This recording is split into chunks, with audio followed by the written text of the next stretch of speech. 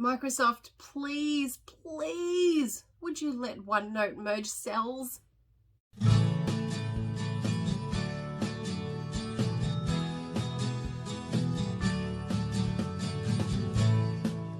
Hi everybody, I'm back. Welcome back to Talk and Chalk. This is a quick video today on how to create tables in OneNote. And this has come from the fact that a lot of people have messaged me saying, I'm trying to copy something from a Word document into OneNote and it's going all glitchy. And it usually goes glitchy because you've created a table in Word using merge cells, and OneNote does not like to merge cells. So I'm going to show you how I create one in there, and hopefully that will help you. I find if you've made one in OneNote, the way that you'd like it, and then you copy it into Microsoft Word, it copies perfectly. It's usually going back the other way that the merge cells are the issue. So let's look at how I do that. Okay, so for today I'm going to use Microsoft OneNote 2016 version to show you this.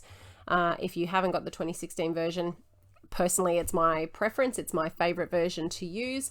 You can download it for free still, so even if you're using Windows 10, you can still download this one. If you're using OneNote online, it will look a bit similar to this, but I still prefer the 2016 version. So anyway, what we need to do is click on Insert at the top, and you'll have the table button there. So let's just start with, I'm just going to show you a grid and show you part of the issue that we have. So I wonder if I can zoom in on this. Yes, I can. So obviously here, this is what we would like. We would like the idea to merge cells here, and it's not available. You look in all of those things. You can go searching for it if you like, but I've had it confirmed from Microsoft. It's not something there, but it's something that's in the works that they'd like to fix. So what I do instead of putting in a whole table like that I'd like, is I insert row by row what I would like. Yes, this will be tedious, but this is how I do it. So I'm literally putting in one table. That's it. So I'm going to zoom across and I'm going to zoom out because eventually this will look a bit bigger. I'm going to drag that across and I'm going to center this, and I'm going to call this title because this is obviously what you would put there. I'm going to click down into the next section. Whoops. Click down into the next section, and I'm going to click Insert Table, and I'm going to put 2 of those. Whoops, that did not work properly. Let's try that again.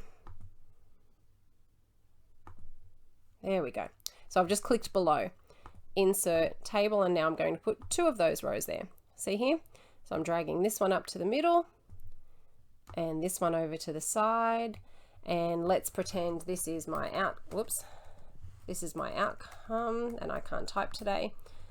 This is my outcome for whatever the subject is, and this is my content. And I might hit enter. Whoops, try that again. Enter, and I'll put some dot points here because this will be my content space. Now I automatically had 2 here. I'm just deleting that. Sorry, that inserted accidentally when I hit enter. I'm just going to cut that. Okay, so now I've clicked below here again. Now I get down here and I decide I really need 3 sections for the next section. Again, I go back to insert, I go to table, and I go 3. You can see the 3 there, and I just judge by my eye what will look best here and go across like that. And this might be, I don't know, lesson 1, lesson 2, whoops, I didn't write 2, lesson 2, lesson 3, and I'm going to hit enter on these because I'll put intro, whoops, I'll put the title of the lesson, and then I'm going to put intro, and then here I know I want to keep 3 columns there, so I'm just going to highlight them. I'm going to go to the top here where it says insert below, and I'm going to insert a couple there because this will be the intro, this will be the body of the lesson, this will be the conclusion of the lesson. Going a bit old school language there, but you guys get it. Okay, down the bottom here, I'm going to click on the bottom again. Click down, guys, come on. Come down here. There we go, it's being stubborn. Okay, I've decided that the next section is going to be, you know, my assessment section. I want to leave a bit of a gap, so I'm going to hit enter, and I'm going to go back to my table, And I know I need 4 sections perhaps for assessment. I'm going to put assessment of, assessment as, assessment, whoops, assessment, oh my gosh, I can't type today, 4, and then I'm going to put differentiation. And again, I'm just going to use my eye to kind of judge this out, how much space I need to try and fit all that in. And I need another box down underneath it. So again, just insert below, and this is where I'll put my information. I need registration sections here. So again, 5 days, or there were 3 lessons, weren't there? So 3 sections, and I'm going to put those down here.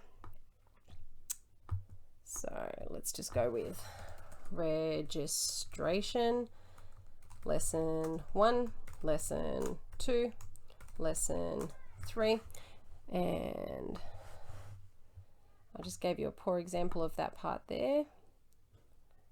I'm going to turn that into 1. So here, registration. There we go. Lesson 1, lesson 2, lesson 3.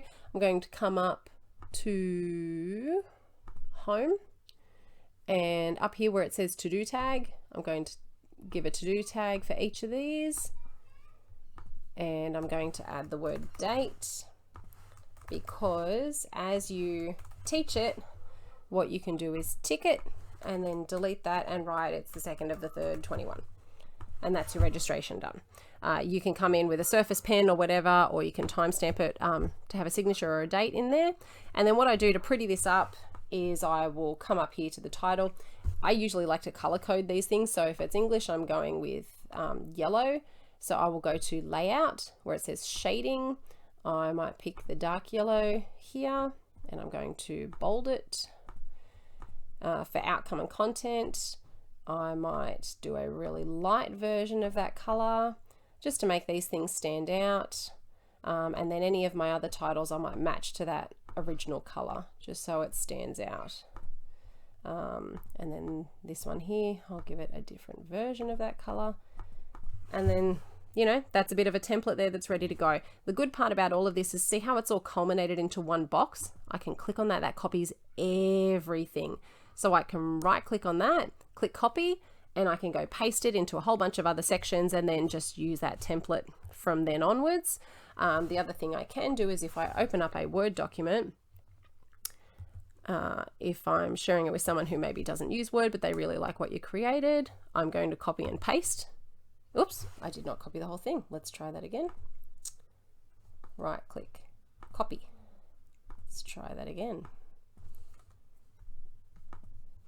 Paste. There we go. The whole thing's done there.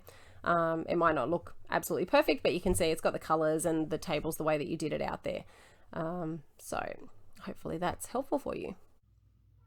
So that wasn't the prettiest template I've ever created, but I think it gives you the idea. If you put the time and effort into creating one that you really, really like, that suits you, then it's made, it's done, it's there forever. It is a bit of a pain, but until they fix this issue without merging cells, then it's just really the only way that I know how to do it. So if you know a better way, please shoot me a message and let me know. I will be happy to give it a try and share it with the rest of the world. For now, I'll leave it there. I will leave my subscription button there. Likes are always appreciated, and I will put my OneNote 2021 planner up in here in case you haven't seen that one. See you in the next video, guys. Bye.